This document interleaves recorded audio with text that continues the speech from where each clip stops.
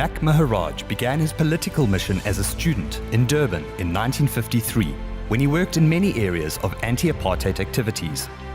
In 1964, he was arrested, charged, and convicted for sabotage in the so-called Little Rivonia Trial.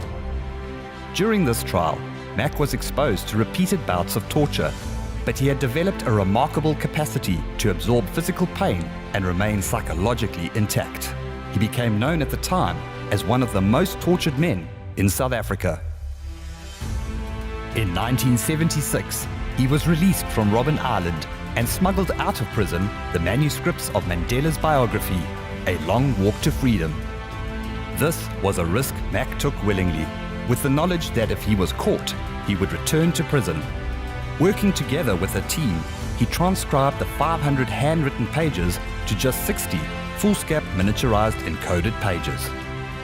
Flouting the 5-year banning order prohibiting him from leaving home at night, he left South Africa in 1977 for Lusaka, where he linked up the African National Congress in exile. Mac was elected to the NEC, the highest organ of the ANC, in 1985, and served in it until the year 2000.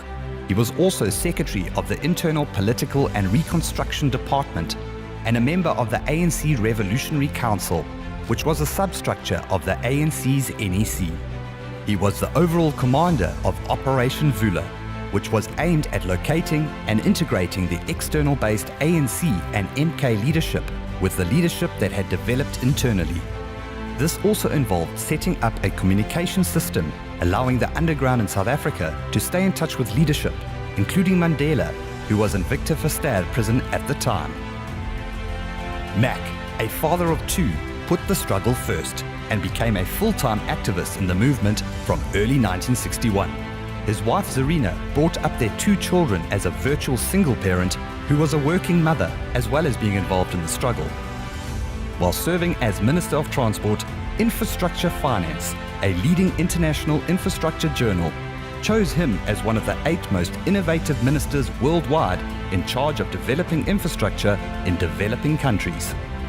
Mac holds a BA degree from the University of Natal in 1956 and a B Admin degree from UNISA while he was in prison. In all that Mac has done, he never yielded to a sense of victimhood. Despite all he was exposed to, it did not stop him from making choices that enabled him to lead an exemplary life.